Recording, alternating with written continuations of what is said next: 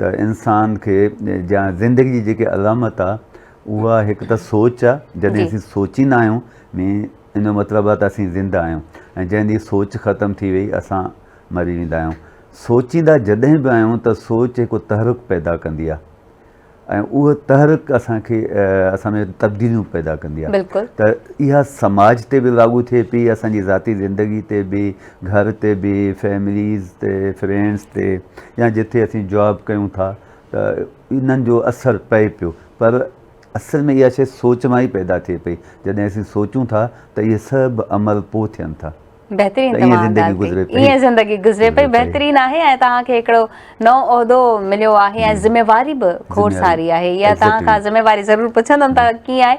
अच्छा, अॼु टॉपिक मूं रखियो हुयो, हिकिड़ी नंढड़ी ॻाल्हि हुई जेका असीं शेयर कईसीं, मां शेयर कई पंहिंजे नाज़रीन सां, महिनत जे हवाले सां। महिनत खे अगरि असीं प्लस था कयूं यकीन, जेको पंहिंजे पाण ते यकीन हुअणु खपे त जेकी मां महिनत कयां थी या कयां थो उहा सफलता मूंखे ज़रूरु मिलंदी, पर यकीन आहे मूंखे पंहिंजे पाण ते त हा मां करे वेंदुमि। इहो छा अॼुकल्ह ॾिसो पिया नौजवाननि में, पंहिंजे पाण में, सभिनी में? हा, ही हक़ीक़त में ॾाढो तव्हां सुठो क्वेश्चन कयो।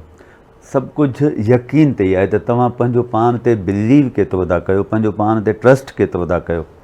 जेकॾहिं असीं पंहिंजो पाण ते ट्रस्ट कंदासीं, बिलीव कंदासीं, त पोइ ॿिया माण्हू बि असां ते ट्रस्ट कंदा। न त असीं पाण ई पाण ते बिलीव न कंदासीं, ॿियो त डेफिनेटली न कंदो। अॼुकल्ह जेको तव्हां चओ था, अॼुकल्ह इहा शइ आहे, नौजवान महिनत कनि बि था, कुझु नौजवान कुझु घटि बि कनि था, महिनत कनि था, पर मूं ॾिठो आहे त नौजवाननि में पाण ते ट्रस्ट थियणु डेवलप थियो आहे। हू चवनि था येस असां ही कमु करे सघूं था, असां ही कमु कंदासीं। तव्हां का बि अहिड़ी टॉपिक रखो, को बि अहिड़ो प्रोजेक्ट अनाउंस कयो, तव्हांखे तमामु घणियूं दरख़्वास्तूं अची वेंदियूं, एप्लीकेशन्स अची वेंदियूं, जेके ज़ाहिर कनि थियूं त नौजवान हाणे पाण खे कुझु सम्झनि था, हू पाण ते ट्रस्ट कनि था, बिलीव कनि था त असां ही करे सघूं था। हाणे इहो आहे माहौल। असां इन्हनि नौजवाननि खे माहौल कहिड़ो था ॾियूं? पहिरियों माहौल आहे घर में वालिदेन पंहिंजे ॿारनि खे जेकॾहिं इहो ट्रस्ट ॾियारनि था त बाबा डोंट वरी, तूं इलाही एलिजिबल आहे इलाही शयुनि लाइ, तो में इलाही गट्स आहिनि ऐं तूं सभु कुझु करे सघे थो। भले उहो ॿारु डल हुजे, निभागो हुजे, उनखे कुझु न ईंदो हुजे, पर इहा जॾहिं तव्हां हुनखे मोटिवेशन ॾींदव त हुन में उत्साह पैदा थींदो, हू कुझु करण लाइ सोचींदो।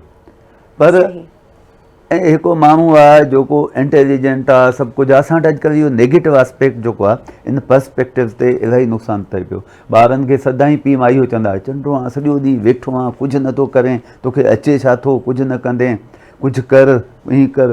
त हाणे इहा डीमोटिवेशन आहे, ॿारु हुन मां डीमोटिवेट थिए थो। त पहिरीं त असांजी मोटिवेशन हितां शुरू थिए थी त वालिदेन पंहिंजे ॿारनि खे इहो महसूसु कराइनि त तोमें इलाही गट्स आहिनि, इलाही ख़ूबियूं आहिनि, तूं सभु कुझु करे सघे थो।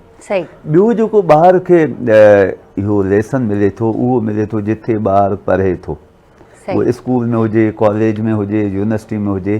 जेको टीचर आहे न, टीचर, आउं हमेशह ॿारनि खे चवंदो आहियां त आउं हिते जस्ट टीचर न आहियां, तव्हांखे पढ़ाइणु न आयो आहियां, आउं मॉडरेटर आहियां, ऐं असां हिन टॉपिक्स खे डिस्कस कंदासीं। ऐं इन्हनि टॉपिक्स जो इहे जेके शयूं असां डिस्कस कंदासीं, सोसाइटी ते, घर ते, समाज ते, दुनिया ते जा कहिड़ा असर पवंदा, ऐं हिन में तव्हां छा था करे सघो, पाण इन ते डिस्कस कंदासीं। वन वे एजुकेशन न हूंदी, टीचिंग न हूंदी। ॿार हिकु त उन वक़्तु सोचींदासीं भई ठीकु आहे, अॼु असां बि इन डिस्कशन में शामिलु आहियूं ऐं असांखे रस्तो मिलंदो त असां छा था करे सघूं। पोइ टीचर जी ज़िम्मेवारी आहे त ॿार में इहो ट्रस्ट डेवलप करे, हुनखे चए त develop believe in your self, त तव्हां सभु कुझु करे सघो था।